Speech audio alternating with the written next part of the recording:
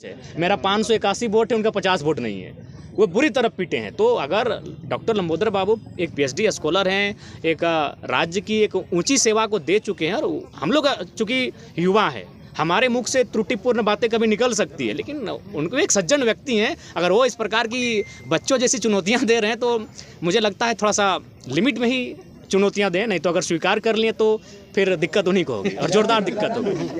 देखिए उन्हीं का सवाल जो उन्होंने सवाल किया था, देखिए ढोलू महतो का सवाल, देखिए एक बात सुनिए, क्या समर्थन क्या ढोलू महतो का विधानसभा बागमारा है, वहाँ चंद्रप्रकाश चौधरी जी हमसे 40,000 वोट से लीड करते हैं। तो अगर ढोलू को मेरा समर्थन होता तो हम 40 से लीड करते हैं। अगर ढोलू जी का समर्थन हमको होता, हम वहाँ 46,000 वोट लाएं, बहुत अच्छा लाएं, क्योंकि बागमारा एक शहरी क्षेत्र है प्लस ढोलू का क्षेत्र है, वहाँ से एक नया लड़का 47,000 वोट लाता है, ये बहुत बड़ी बात है। अगर उनका समर्थन होता तो कम से कम मेरा 70 से 75 होना चाहिए था। चीज़ों को समझिए, हम वहाँ तीसरे पायदान पर हैं। अतः बागमारा विधायक जो वर्तमान में सांसद बन चुके हैं, उनका कोई संबंध नहीं रहा है।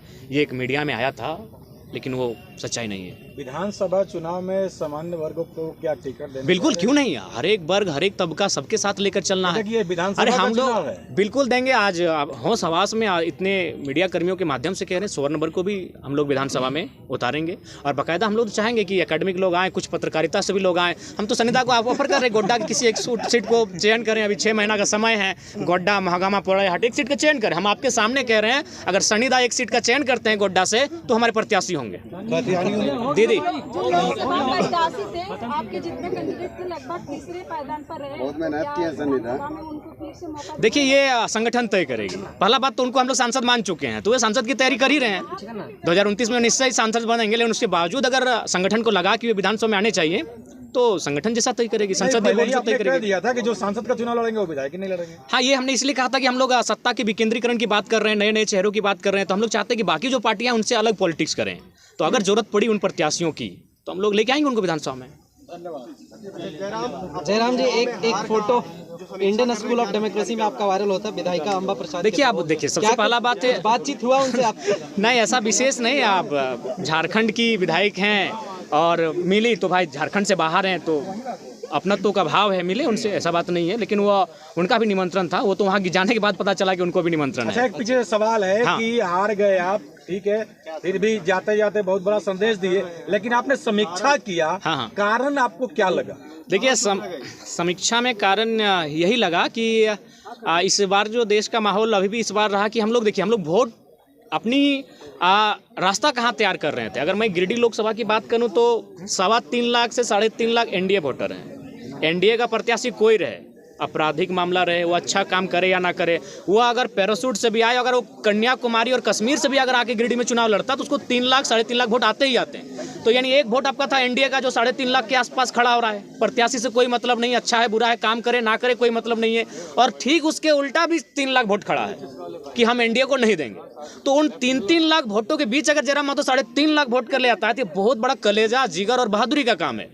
हम लोग एक जो नई पहचान बनाए, बहुत चैलेंजिंग विषय था, क्योंकि आप किसी भी लोकसभा में देख लीजिए 3 लाख वोट एनडीए का है और 3 लाख ठीक इस विचारधारा के विपरीत वोट है। और उस भीड़ में आप एंट्री करते हैं बिना किसी संसाधन के, बिना किसी बूथ मैनेजमेंट के, बिना किसी टीम के, और आप उसी के अनुपात में वोट लेके आते हैं। ये हमारे लिए गौरव का विषय है। देखिए हम उन्हीं के सवाल पे चलेंगे। थोड़ा सा हालांकि आपको खराब लग नहीं, खराब नहीं लगेगा, क्योंकि जो हम लोग महसूस कर रहे हैं कि आप विधानसभा चुनाव में अब उतर रहे हैं। अब बात है शहरी क्षेत्र का, ठीक है, ग्रामीण क्षेत्रों में आपकी पकड़ है, लेकिन शहरी क्षेत्र जो है, जो बाहरी भीतरी का एक धब्बा आप पे लग गया है, इसको कैसे आप धोएंगे? देखिए एक बात हम स्पष्ट कह रहे हैं, ये लड़ाई बाहरी भीतरी की कब रही। हमने ये कहा कि जिस प्रकार, अच्छा एक बात बताइए, आज भारतीय जनता पार्टी जिसकी आप बात करते हैं, उड़ीसा में उन्होंने किस आधार पर चुनाव जीता, क्या किसी को आइडिया है? क्योंकि लोकसभा का चुनाव था, इसीलिए उड़ीसा का मैसेज किसी तक नहीं आया।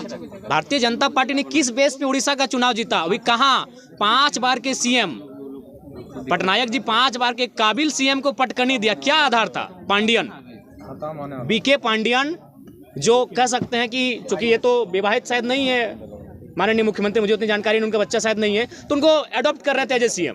पांडियन कौन है? साउथ के हैं। बीजेपी उड़ीसा में क्या नारा देती है कि साउथ इंडियन उड़ीसा में नहीं चलेंगे। तो हम भी वही चाहते हैं कि कोई भी पूरे भारत के लोग यहाँ आए, अपना व्यवसाय करें, रहें, खाएं, लेकिन नेतृत्व झारखंड के मूलवासी करेंगे। यही बीजेपी का नारा है। पब्लिक जनता को लेके आप क्या जनता को हम कैसे स्पष्ट चलिएगा? कहेंगे, बिल्कुल आप ये जो भाव उत्पन्न हो रहा है, चूंकि हमारे भी लोकसभा में ये आया था कि जयराम जीतेगा तो आपको बस में बैठ के घर जाना होगा, बिल्कुल ये गलत बातें हैं। आप जहां रहते हैं वहां आप जिस नौकरी को करते हैं, आप जहां लीगली तरीके से रहते हैं, स्वागत है आपका। हमारे लोग भी लगभग 16 से 18 लाख लोग प्रदेशों में रहते हैं, ऐसा नहीं है ये केवल भ्रम है। लेकिन हाँ, नेतृत्व का अवसर इस राज्य के लोगों को मिले, ये सबको स्वीकारना होगा। टाइगर, एक सवाल है, गोमिया विधायक लंबोदर महतो बोल रहे हैं कि आप झारखंड मुक्ति मोर्चा के इशारे पे काम करते हैं। अच्छा, तो झारखंड मुक्ति मोर्चा के इशारे पे काम करते हैं तो डुमरी में हमको 90,000 वोट कैसे आता? एक पीएचडी वाले व्यक्ति अगर इस प्रकार के बयान दे रहे हैं तो हमको लगता है उचित नहीं है। टुंडी में हमको 60,000 वोट फिर कैसे आ जाता? बेरमो जो महागठबंधन का सीट है वहाँ हमको 50,000 वोट कैसे आता? उपचुनाव में जेपी कैसे सीट नहीं, हमने स्पष्ट कहा है कि हमारा पहला चुनाव किसी की मौत पे नहीं लड़ेंगे। वहाँ स्वर्गीय जगन्नाथ महतो की मृत्यु हुई थी और हम लोग पहला चुनाव शुरुआत किसी की मौत से करें, ये हमारा, चूंकि हम लोग सिद्धांतिक पॉलिटिक्स करेंगे, चुनाव हार जीत से ऊपर। अगर हम लोग को केवल चुनाव ही फोकस होता तो मैं आपको बताना चाहूँगा, एक पार्टी ने तो हमको यहाँ तक कहा था कि अगर आप नहीं लड़ेगा तो देवेंद्र जी को मना दीजिए, आप एक लड़का हमको दे दीजिए चुनाव लड़ने के लिए, हम लोग को प्रत्याशी नहीं मिल रहा है।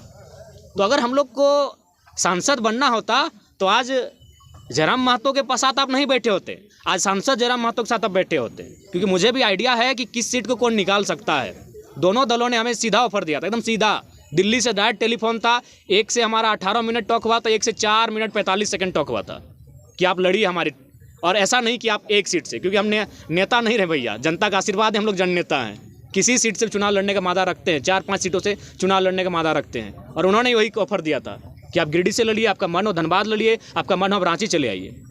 इसी से जुड़ा हुआ सवाल है, गांडे से भी आप नहीं उठा रहे, मर्ज नहीं करेंगे अगर जीतते हैं चुनाव तो? जैसे देखिए, नहीं, हम लोग हार जीत से ऊपर की पॉलिटिक्स करने के लिए आए हैं, कोई मर्ज नहीं करेंगे दादा। पोस्ट अलायंस पर जनता के राय के बाद हम लोग सोचेंगे, लेकिन मर्ज कहीं नहीं होगा, क्योंकि हम लोग एक ऐसी पॉलिटिक्स कर रहे हैं कि जहां हम लोग रुकेंगे आने वाली पीढ़ी वहां से स्टार्ट करेगी। देखिए, पहले बात, अभी गिरिडीह अभी भी आप जाके देखिए, आप देवेंद्र दा का जहां कैंपेन वहां जाके देखिए, आज भी लोग अपने घरों में चावल इकट्ठा करके रखे हैं, आज भी लोग अपने घरों में आलू और प्याज इकट्ठा करके रखे हैं। उस विश्वास का कत्ल नहीं होगा दादा। चुनाव हार जाएंगे, क्या होगा?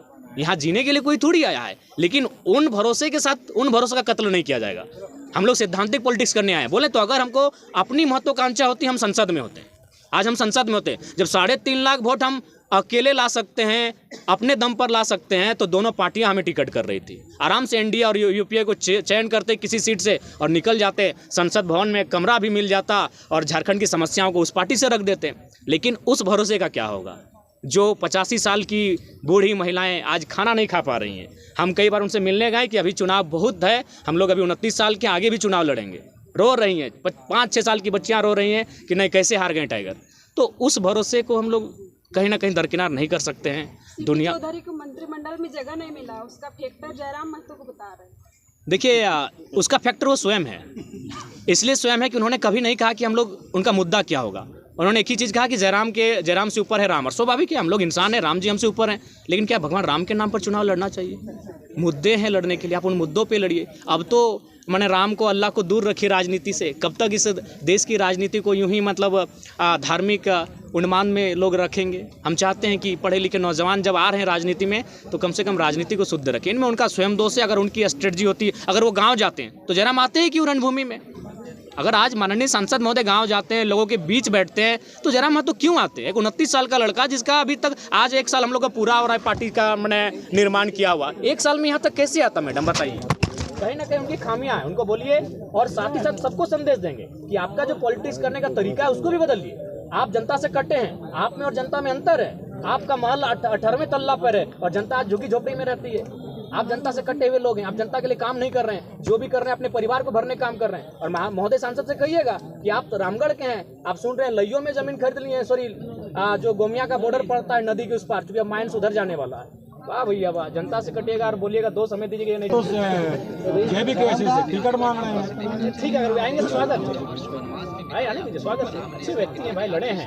और दादा एक सवाल है, एक सवाल, अमित महतो गिरिडीह में जाके खुलेआम सपोर्ट करते हैं, रांची में क्यों सपोर्ट नहीं करते हैं? नहीं, उस समय शायद वो क्षेत्र में नहीं थे, क्षेत्र में नहीं थे, मेरे भी वहाँ नहीं आए, वो सिर्फ सोशल मीडिया में ही किए थे। हाँ, आपका क्या सवाल है?